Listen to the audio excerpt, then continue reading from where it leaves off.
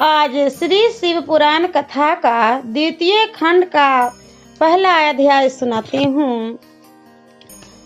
ब्रह्मा जी बोले, हे नारद, अब मैं तुमको शिव जी के अनादि चरित्र के विषय में बताता हूँ। जिस प्रकार सती ने दक्ष के घर में अवतार लेकर पुनः शिव जी से विवाह किया तथा उन्होंने शिव जी के घर जो जो कार्य किए उन सब का विस्तार पूर्वक वर्णन करता हूँ।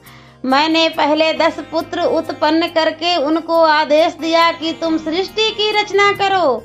वे पुत्र मारीचि, अत्रि, अंगिरस, पुलस्त, पुलह, क्रतु, भृंगु, वशिष्ठ, नारद तथा दक्ष हैं।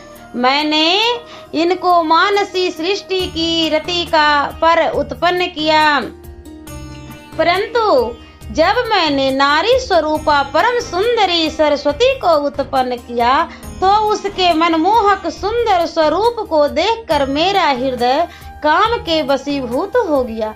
अस्तु उसे देखकर मेरे हृदय में भी उसके साथ मैथुन करने की इच्छा उत्पन्न हुई, क्योंकि उस समय मेरे हृदय में कामदेव प्रवेश किए हुए था। मुझे सरस्वती के साथ मैथुन करने के लिए उद्यत देख मेरे सभी पुत्र हाहाकार करने लगे और वे सब मुझे उस भारी पाप से बचाने के लिए भगवान सदाशिव की स्तुति करने लगे। उस समय शिव जी ने प्रकट होकर मुझे उस नरक देने वाले महाभयानक पाप से बचा लिया।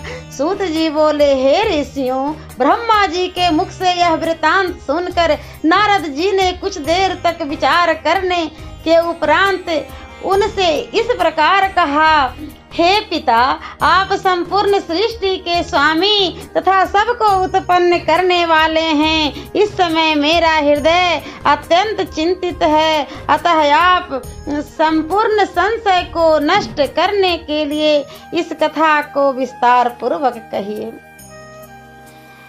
आपका मन इस प्रकार क्यों अधीर हुआ?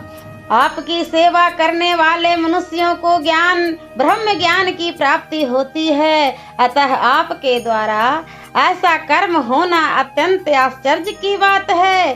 ब्रह्मा जी ने उत्तर दिया, हे नारद, तुम ध्यान देकर सुनो, मैं तुमसे मुख्य वृतांत भली भांति समझा कर कहता हूँ।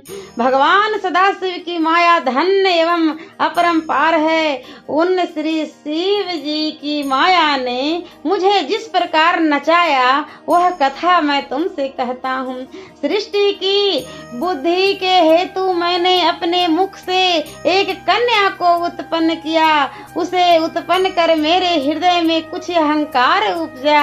अहंकार प्रत्येक प्राणी को दुख देता है। अस्तु उस समय शिव जी ने यह लीला दिखाई कि मेरे मुख से एक ऐसी परम सुंदरी स्त्री उत्पन्न हुई जिसके देखने मात्र से संपूर्ण दुख दूर हो जाए। उस स्त्री का नाम संध्या रखा गया। वैसी अपूर्व सुंदरी मनुष्य लोक में तो क्या, देवलोक में भी नहीं थी।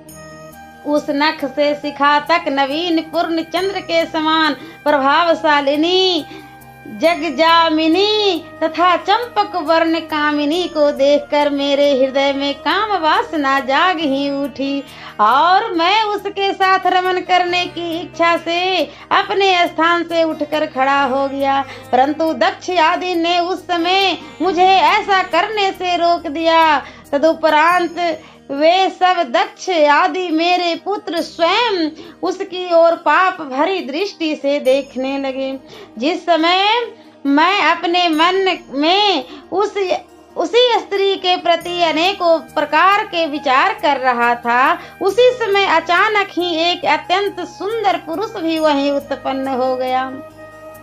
वह मेरे सामने आकर खड़ा हो गया और मुझसे इस प्रकार कहने लगा कि हे पिता, आप मुझे मेरा नाम और काम बता दें। आप मुझे जहाँ रहने की आज्ञा देंगे मैं वहीं रहूँगा।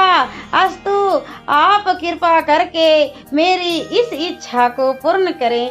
हे नारद, उस पुरुष की बात सुनकर मुझे अत्यंत आश्चर्य हुआ। फिर कुछ देर विचार करने के बाद मैंने उससे कहा, हे पुत्र, तेरे उत्पन्न होते ही मेरा हृदय और शरीर के सब अंग कांप उठे थे, अतः मैं तेरा नाम मंथन रखता हूँ। इसके अतिरिक्त मनसिज, मदन आदि तेरे अनेकों नाम होंगे। तू अपने इन 5 बाणों द्वारा तथा अपने सौंदर्य द्वारा सबको अपने वशीभूत कर लेगा।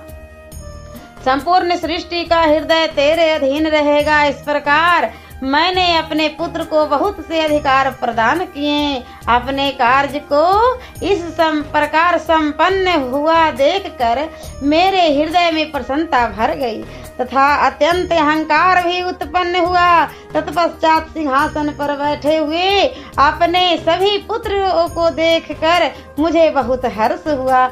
मैंने उस पुरुष का जो मंथन नाम रखा था उसे सभी ने बहुत पसंद किया और यह स्वीकार किया कि कामदेव का पद सबसे बड़ा तथा ऊंचा होगा। इस घटना के उपरांत जबकि सब लोग अपने मन में प्रसन्नता का अनुभव कर रहे थे, कामदेव ने अपने उस धनुष को सीधा किया जिसके चढ़ते ही तीनों लोकों की बुद्धि भ्रष्ट हो जाती है। वह धनुष को चढ़ाए हुए मेरे पास आकर खड़ा हो गया और मन में यह विचार करने लगा कि मैंने उसे जो वरदान दिया है उसकी परीक्षा करके देख ली जाए। अस्तु, उसने मेरी पुत्री संध्या को मेरे समीप खड़े देखकर मेरे ही ऊपर अपना मोहन नामक बाण चला दिया। तदुपरांत उसने मेरे अन्य पुत्रों को भी अपने उस बाण द्वारा मूर्छित कर दिए। उस प्रकार हम सब उसके वशीभूत हो गए। जब उसने यह देखा कि संध्या के ऊपर उसके बाण का कोई प्रभाव नहीं पड़ा तो उसने संध्या के हृदय पर भी एक ऐसा बाण मारा कि जिसके कारण वह भी कामदेव के वश में होकर चंचल और वक्र दृष्टि से सबकी ओर देखने लगी। हम सब लोग बुद्धि भ्रष्ट हो जाने के कारण उसे पकड़ने की इच्छा करने लगे, क्योंकि काम के वशीभूत हो जाने के कारण हमें किसी प्रकार के कुकर्म तथा पाप का विचार नहीं रहा था। हर हर महादेव। और मैं अगले वीडियो में द्वितीय खंड का दूसरा अध्याय सुनाऊंगी।